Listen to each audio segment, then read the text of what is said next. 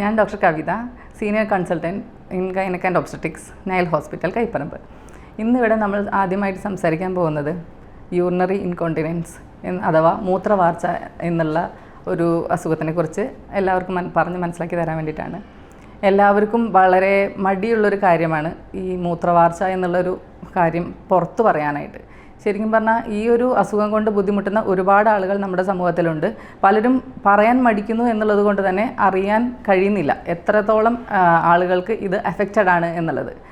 പല പല കാരണങ്ങൾ കൊണ്ടാണ് ഈ മൂത്രവാർച്ച സംഭവിക്കുന്നത്. 3 തരത്തിലുള്ള മൂത്രവാർച്ചകളുണ്ട് പ്രധാനമായും. അതായത് stress incontinence, urgent incontinence and mixed incontinence. Stress incontinence എന്ന് വെച്ച് കഴിഞ്ഞാൽ നമ്മൾ ചുമയ്ക്കുമ്പോഴോ തുമ്മുമ്പോഴോ അല്ലെങ്കിൽ ഉറക്കി ഒന്ന് ചിരിക്കുമ്പോഴോ സ്റ്റെപ്പുകൾ ഓടിക്കയറുമ്പോഴോ ഭാരമുള്ള സാധനങ്ങൾ എന്തെങ്കിലും എടുത്ത് പോക്കുമ്പോഴോ ഒക്കെ അറിയാതെ 1-2 തുള്ളി മൂത്രം പോകുന്നതിനാണ് സ്ട്രെസ് ഇൻകോണ്ടിനൻസ് എന്ന് പറയുന്നത്. എന്നാൽ അർജ് ഇൻകോണ്ടിനൻസ് എന്ന് വെച്ചാൽ നമ്മൾ മൂത്രം ഒഴിക്കാനുള്ള ഫീലിംഗ്, സാധാരണ ആൾക്കാർക്ക് മൂത്രം ഒരു പരിധി വരെ കപ്പാസിറ്റി, ബ്ലാഡർ കപ്പാസിറ്റി ഉണ്ട്. അത് കഴിഞ്ഞ് കഴിഞ്ഞാൽ നമുക്ക് സാധാരണ മൂത്രം ഒഴിക്കാൻ മുട്ടുന്നു, നമ്മൾ ബാത്റൂമിൽ പോകുന്നു, മൂത്രം ഒഴിക്കുന്നു. എന്നാൽ അർജ് ഇൻകോണ്ടിനൻസ് എന്ന് പറഞ്ഞു കഴിഞ്ഞാൽ ആളുകൾ മൂത്രം ഒഴിക്കാൻ മുട്ടി ബാത്റൂമിലേക്ക് എത്തുന്നതിന് മുമ്പ് തന്നെ അറിയാതെ മൂത്രം പോയി പോകുന്നു. അതിനാണ് ഏർജ് ഇൻകോണ്ടിനൻസ് എന്ന് പറയുന്നത്. എന്നാൽ ചില ആളുകളിൽ ഇത് രണ്ടും ഒരുമിച്ച് കാണാറുണ്ട്. അതിനാണ് മിക്സഡ് ഇൻകോണ്ടിനൻസ് എന്ന് പറയുന്നത്. ഇതിൻ്റെ കാരണങ്ങൾ പലതുണ്ട്.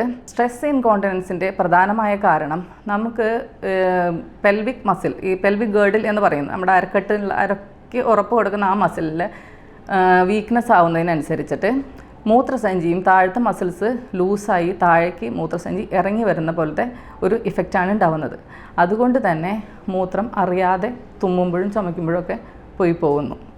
ഏർജ് ഇൻകോണ്ടിനൻസ് എന്ന് വെച്ച് കഴിഞ്ഞാൽ മൂത്രസഞ്ചിയുടെ തന്നെ ഓവർ ആക്ഷൻ കാരണം, ഓവർ ആക്റ്റീവ് ബ്ലാഡർ എന്ന് പറയും, ഓവർ ആക്ഷൻ കാരണം മസിൽസ് അറിയാതെ സാധാരണ ആളുകൾക്ക് ഉണ്ടാകുന്ന കപ്പാസിറ്റീനെ മുന്നേ തന്നെ കൺട്രാക്ട് ചെയ്യാനുള്ള ടെൻഡൻസി കൂടുന്നതുകൊണ്ട് അറിയാതെ തന്നെ മൂത്രം ബാത്റൂമിൽ എത്തുന്നതിന് മുമ്പ് പോയി പോകുന്നു. കാരണങ്ങൾ പലതാണ്. സ്ത്രീകളെ സംബന്ധിച്ചാണെങ്കിൽ കുട്ടികൾ നമ്പർ ഓഫ് ചൈൽഡ് ബർത്ത്, അതായത് കൂടുതൽ നമ്പർ പ്രസവിക്കുന്നത് കൊണ്ടോ അല്ലെങ്കിൽ കുട്ടികൾ തമ്മിലുള്ള ഗ്യാപ്പ് കുറവാവുന്നത് കൊണ്ടോ, അതുമല്ലെങ്കിൽ പ്രസവിച്ച കുട്ടിയുടെ ഭാരം തൂക്കക്കൂടുതലുള്ള കുട്ടിയെ പ്രസവിക്കുന്നത് കൊണ്ടും ഒക്കെ ഇതുപോലെ സംഭവിക്കാറുണ്ട്. താഴത്തെ മസിൽസിന് ലാക്സ് ആവുകയും ഈ മൂത്രസഞ്ചിയും ഗർഭപാത്രവും ഒക്കെ താഴത്തേക്ക് ഇറങ്ങി വരുന്ന പോലെ ഉണ്ടാവുകയും ഈ സിംറ്റംസ് ഉണ്ടാവുകയും ചെയ്യുന്നു. എന്നാൽ ഇതൊക്കെ കൂടാതെ തന്നെ വയറിൻ്റെ ഉള്ളിലുള്ള പ്രഷർ കൂട്ടുന്ന ഏതെങ്കിലും, അതായത് മൂത്രസഞ്ചിയിൽ പ്രഷർ കൂട്ടുന്ന സാധനങ്ങൾ, അതായത് ഫൈബ്രോയിഡ് പോലുള്ള ഗർഭപാത്രത്തിലുണ്ടാകുന്ന മുഴകളും അണ്ഡാശയത്തിലുണ്ടാകുന്ന മുഴകളും എല്ലാം മൂത്രസഞ്ചിയെ അമർത്തുന്നത് കൊണ്ടും ഈ സിംറ്റംസ് ആളുകൾ കാണിക്കാറുണ്ട്. അതുപോലെ മാസക്കുളി നിൽക്കാറായ ആളുകൾക്കും ആർത്തവവിരാമത്തോടനുബന്ധിച്ച് അതോടെ ആർത്തവവിരാമം കഴിഞ്ഞതിന് ശേഷവും യോനിയിലെയും മൂത്രസഞ്ചിയിലെയും കോശങ്ങളുടെ ശക്തി കുറയുന്നത് കൊണ്ടും അതിൻ്റെ ടിഷ്യൂവിൻ്റെ ആ ഒരു യുവത്വം കുറയുന്നത് കൊണ്ടും ഈ മൂത്രത്തിൻ്റെ പ്രശ്നങ്ങൾ, അറിയാതെ മൂത്രം പോകുന്ന പ്രശ്നങ്ങൾ ഉണ്ടാവാറുണ്ട്. ഇത് കൂടാതെ തടി കൂടുതലുള്ള ആളുകൾക്ക് ഭക്ഷണത്തിൽ കഫീൻ്റെ അംശം കൂടുതലായി കഴിക്കുന്ന, അതായത് കാപ്പി കുടി കൂടുതലായിട്ട് കുടിക്കുന്ന ആളുകൾക്ക് ഒക്കെ ഈ മൂത്രം അറിയാതെ പോകുന്ന മൂത്രവാർച്ച, ഇൻകോണ്ടിനൻസ് കൂടുതലായിട്ട് കാണാറുണ്ട്. ആണുങ്ങൾക്കും ഈ ബിനൈൻ പ്രോസ്റ്റാറ്റിക് ഹൈപ്പർട്രോഫി എന്നുള്ള അസുഖം വന്നാൽ ഇതുപോലെ മൂത്രവാർച്ച ഉണ്ടാവുന്നതായിട്ട് കാണാറുണ്ട്. ഇതെങ്ങനെ കണ്ടുപിടിക്കാമെന്ന് വെച്ചാൽ ഈ സിംറ്റംസുമായി വരുന്ന ഒരു പേഷ്യൻറ്റിന് നമ്മൾ എക്സാമിൻ ചെയ്ത് നോക്കുമ്പോൾ മൂത്രസഞ്ചി താഴത്തേക്ക് ഇറങ്ങി വരുന്നുണ്ടോ, ഗർഭപാത്രം താഴത്തേക്ക് ഇറങ്ങി വരുന്നുണ്ടോ, അറിയാതെ അവരെ കൊണ്ട് തുമ്മുമ്പോൾ ഡെമോൺസ്ട്രേറ്റ് ചെയ്യാൻ പറ്റുന്നുണ്ടോ യൂറിൻ പോകുന്നത് എന്നുള്ളതെല്ലാം നമ്മൾ നോക്കിക്കഴിഞ്ഞിട്ട് ടെസ്റ്റുകൾ എന്നുള്ളത് വിചാരിച്ചാൽ ഷുഗറുള്ള ആളുകൾക്ക്, പ്രമേഹമുള്ള ആളുകൾക്ക് ഞരമ്പിൻ്റെ ശക്തി കുറവായിരിക്കും, അതുകൊണ്ട് ഷുഗർ റൂൾ ഔട്ട് ചെയ്യണം. അതുപോലെ തന്നെ യൂറോഫ്ലോമെട്രി എന്നുള്ള ടെസ്റ്റ് ഉണ്ട്, അത് വെച്ചും നമുക്കിത് കണ്ടുപിടിക്കാവുന്നതാണ്.